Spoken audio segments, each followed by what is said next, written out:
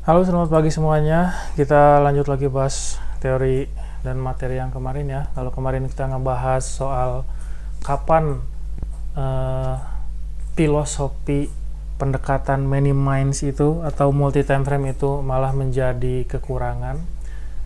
Sekarang kita akan membahas soal pace based level take profit, alias menyesuaikan level take profit berdasarkan fase gelombang struktur yang terbentuk.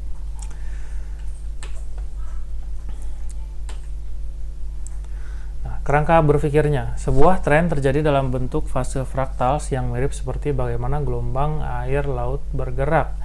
Hal ini dikarenakan terrain ya atau medan yang bentuk market itu sendiri memberikan batasan-batasan seperti liquidity pools yang tersebar dan kemampuan penyerapan demand dan supply-nya itu sendiri secara struktur tidak efisien, bisa karena jumlah asetnya itu sendiri yang terbatas atau pembatasan yang sengaja diciptakan untuk inefisiensi.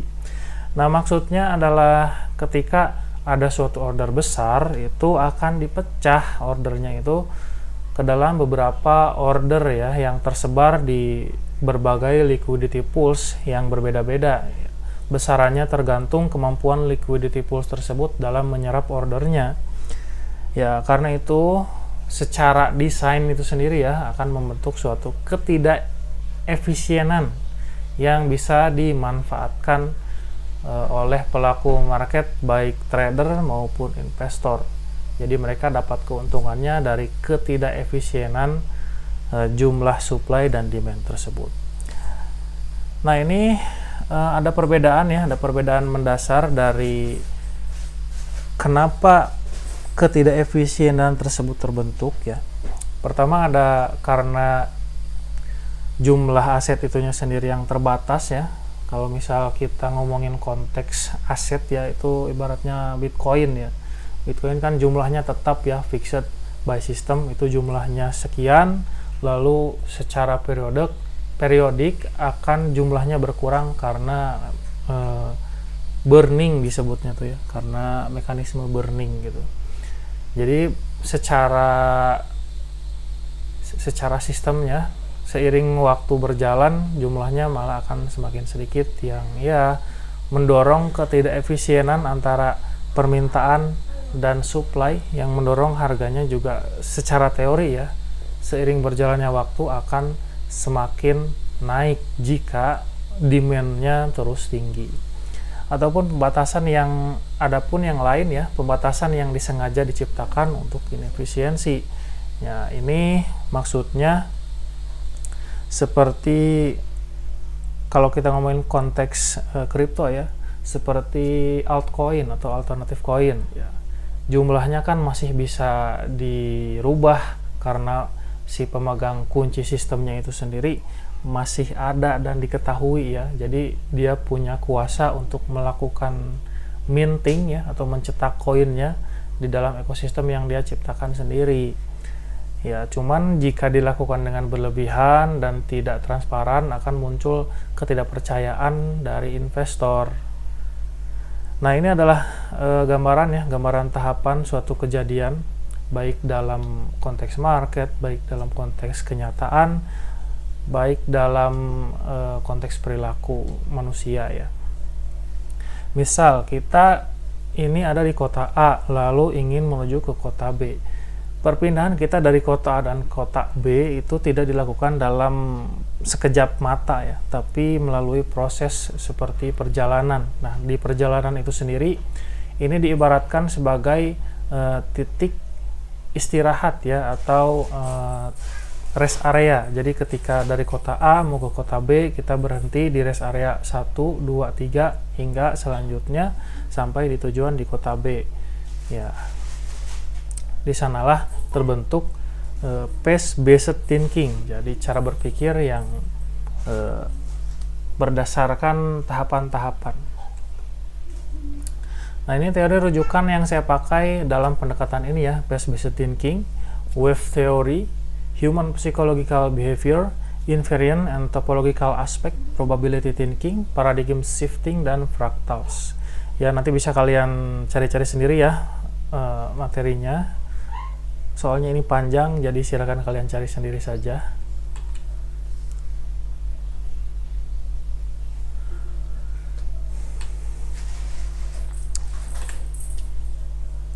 Nah, ini adalah gambaran fase psikologi manusia dalam eksplorasi yang terwariskan pada perilaku struktur market ya.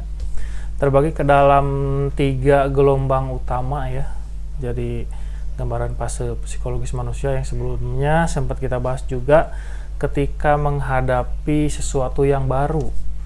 Ya, pertama dia akan nyobain dulu, kedua dia baru eksekusi, ketiga dia baru ada keputusan mau ngulangi lagi atau enggak. Ya, ini tercermin dalam bentukan wave ya, atau gelombang. Kita bahas yang wave pertama. Sebentar, ada WA.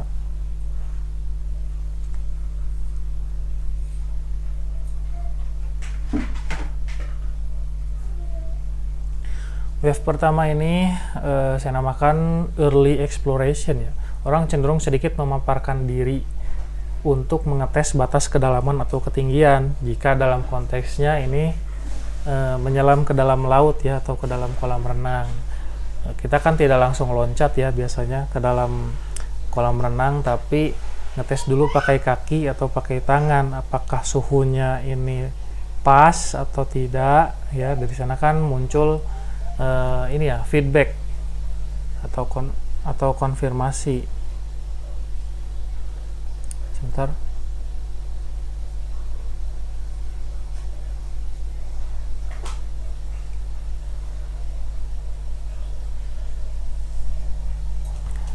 Nah, setelah dapat feedback ya dari early exploration, itu selanjutnya akan masuk ke fase confirmed trend ya. Setelah dapat feedback, kalau misal kita konteksnya kolam renang ya, setelah dirasa oh ini kolam renangnya aman, suhunya nggak terlalu dingin, barulah kita lompat ke dalam kolam renangnya ya. Jika setelah eksplorasi awal dirasa aman, maka ada keyakinan untuk lebih memaparkan lebih banyak. Nah, setelah itu kan baru benar-benar kita berenang ya. Nah, setelah berenang, kita naik kan untuk tahap selanjutnya. Kita naik dari kolam renang, di sana kan muncul pertanyaan yang berbeda. Nah, di sini saya namakan dissipating atau new trend ya. Ada fase keputusan setelah itu. Setelah merasakan dan dapat feedbacknya setelah berenang ya. Setelah berenang, wah di sini nyaman atau enggak misalnya. Kalau misalkan nyaman ya, kita punya kemungkinan lebih tinggi untuk kesini lagi. Kalau misalkan tidak nyaman ya punya kemungkinan lebih tinggi untuk tidak nyobain lagi kan, seperti itu. Nah, ini adalah cerminan perilaku manusia jika diubah menjadi grafik di market ya. Ini seperti ini. Kita ngomonginnya konteks misal keripik ya. Ini ada produk baru nih misal, wah ini ada keripik nih, keripik Maicih misal. Beli sedikit dulu, kita makan misalnya, di sini makan, terus wah enak nih ya. Udah dari sana kan turun lagi, turunnya apa ya, kan ngabisin dulu keripiknya ngabisin dulu. Terus misalkan kalau uangnya habis ya ngumpulin dulu. Ini hambatan struktural pertama lah. Terus setelah ada uangnya misalnya, terus keripiknya juga habis, masih pengen ya dia beli lebih banyak kan, kita lebih banyak, beli lagi, beli. Nah, ini garis ungu ini adalah batas, saya sebutnya batas struktural ya, batas struktural dari fase sebelumnya. Jadi kalau misalkan wah ini enak, lalu beli lagi, setelah beli lagi ternyata kita suka nih, jadi favorit, misalkan wah pokoknya favorit dah ini keripik Maicih misalnya. Pokoknya kalau misalkan ngomongin soal keripik ya gue belinya keripik Maicih misal, kayak gitu ya. Nah, dari sana kan ya kita habisin lagi keripiknya ya. Ini hambatan struktural kedua, keripiknya kita makan, kita habisin, uangnya juga habis ya. Nah, dari sana kan muncul pertanyaan ya, pertanyaan yang lain lagi, ini beli lagi atau enggak gitu. Kenapa pertanyaannya munculnya beli lagi atau enggak? Karena setelah tren awal terbentuk, ini ada kecenderungan dibaca oleh time frame di atasnya. Maksudnya seperti apa? Jika misalkan ngomongin konteksnya keripik tadi ya, keripik Maichi misal, ini pengusaha yang lain setelah melihat wah ini keripik Maichi laku nih, rasanya begini, ternyata ini laku. Pengusaha yang lain ada kecenderungan untuk bikin produk yang serupa ya, karena mimetik ya, melihat kesuksesan orang lain ya, mereka ada kecenderungan untuk mencoba. Kalau misalkan yang mencoba itu di bawah level dari Maichi ya tidak akan berpengaruh. Cuman yang jadi problem adalah bagaimana kalau yang mencoba mimetik itu adalah pemain yang lebih besar dari keripik Maichi. Misalkan dengan modal yang lebih besar, dengan menyediakan promonya isinya lebih banyak, rasanya serupa, dan penyebaran produknya lebih dekat, ya otomatis kan muncul pertanyaan si orang ini ya, pertanyaannya muncul lagi, beli lagi nggak misalnya.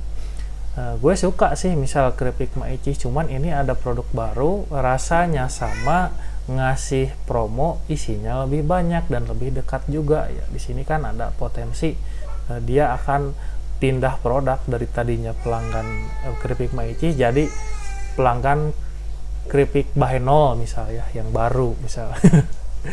Nah, inilah struktur tren secara sederhana ya, yang pada akhirnya mengarah pada satu kesimpulan, yaitu pada akhirnya dia membeli produk lebih banyak secara bertahap. Ya, maksudnya dari sini ya, dari awal terbentuknya struktur dia nyobain keripik Maichi, dia nyobain dikit dulu, lalu dia beli banyak. Nah, di sini pas keputusan ya ada 50-50 ya, kalau misalkan ada yang manfaatkan trennya, terus ada saingan muncul yang lebih kuat, ya kemungkinan trennya akan hancur. Kalau misalkan tidak ada saingan yang lebih kuat, maka tren keripik Maichi ini akan lanjut.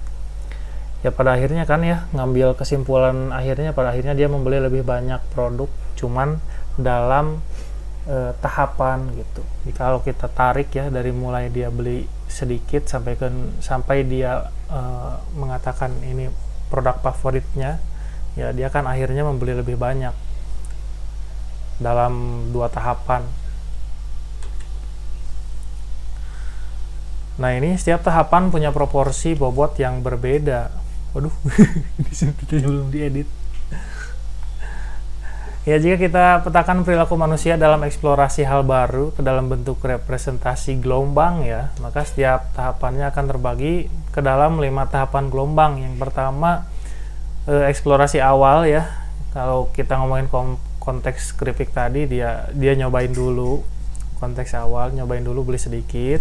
Lalu kedua, hambatan awal ya. Hambatan awalnya misal uangnya habis atau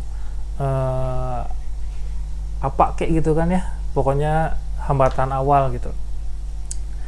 Nah, terus yang ketiga adalah konfirmasi struktural ya, ketika hambatan awal itu tidak menginvalidasi struktur awal, dia bakalan konfirmasi struktural ya, jadi dia beli lebih banyak maksudnya. Lalu ada keempat, hambatan struktural kedua ya, di sini maksudnya misal sudah membeli lebih banyak nih kan, uangnya habis atau misalkan stoknya nggak ada karena laris gitu kan. Nah, yang keempat hambatan struktural 2. Yang kelima adalah bifurcation point atau area keputusan struktural ya. Ya, ketika suatu tren sudah terbentuk kan, ada kecenderungan bahwa tren tersebut akan dimanfaatkan ya oleh penguasa time frame atau pengusaha yang punya modal lebih besar untuk menciptakan produk yang sama dengan harga lebih murah. Maka tergantung posisi kita dalam struktur ini, kita punya peluang berbeda untuk strategi kita menerapkannya. Maka tergantung posisi kita dalam struktur ini, kita punya peluang berbeda untuk strategi yang kita terapkan tergantung konteks dominannya ya. Kalau misalkan trennya keripik singkong ya, trennya keripik singkongnya lagi banyak disukai ya, posisi kita sebagai misal pengusaha keripik Maichi misalnya, kita memposisikannya di mana Itu tergantung dominan strateginya apa. 3 titik struktural dengan representasi peluangnya ya. Jika kita ambil ilustrasi sebelumnya ya, ke dalam 5 wave itu, kita memposisikan, kita mengikuti tren pembelian ke atas ya, maka peluang yang bisa kita manfaatkan adalah peluang wave 1, wave 3, dan wave 5. Nah, di 3 titik strategik ini ternyata mempunyai tingkat peluang yang berbeda-beda. Wave pertama peluangnya kecil karena hanya tes struktur ya. Jadi memang orang-orang ngeluarin uangnya dikit ya, karena mereka pengen tes dulu rasanya. Nah, wave ketiga peluangnya lebih besar karena sudah dapat feedback ya, feedback dari wave 1. Apakah hambatan struktural pertama itu lebih besar dari lebih besar dari wave pertama sebagai struktural awalnya. Kalau misalkan hambatannya lebih kecil dari pembentuk strukturnya, maka wave 3 akan terbentuk yang mempunyai peluang lebih besar dibanding dari wave 1 ya. Terus ada wave 5 ya, peluangnya lebih kecil karena ada resiko eksploitasi time frame di atasnya. Jadi ya seperti obrolan yang sebelumnya ya, ketika ini sudah tahu wah keripiknya laku, keripik singkong lagi in ya, ada kemungkinan pengusaha yang lain turun juga ke industrinya gitu. Oke, di sini adalah Fibonacci level ya. Disinilah sintetis akhir dari pendekatan berbasis teori sebelumnya dalam basis penentuan harga murah kita. Oh,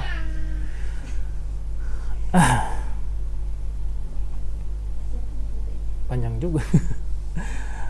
Oke, ini di poin kelima ya, Fibonacci level ya. Disinilah sintetis akhir dari pendekatan berbasis teori sebelumnya ya.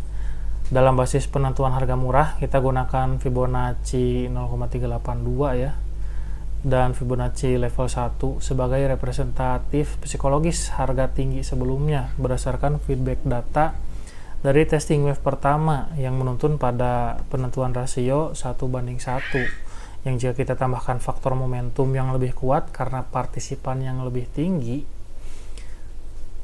karena dinamika risk appetite yang berbeda juga ya, maka kita bisa berekspektasi bahwa tren harga akan lanjut menembus level Fibonacci 1 ya, yang lebih tinggi ya, setidaknya sampai ke level 1,382 atau 1,618, yang menjadikan rasio RR-nya bergeser dari sebelumnya 1:1 menjadi 1:2 atau 1:3.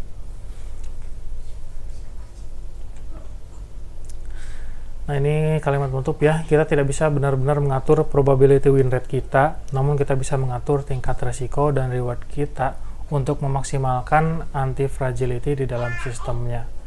Ya, mungkin cukup sekian ya pembahasan di video kali ini. Semoga bermanfaat dan mohon maaf apabila banyak kekurangan ya. Itu batasan saya mungkin. Oke, selamat siang semuanya. Terima kasih. Oh, gigi.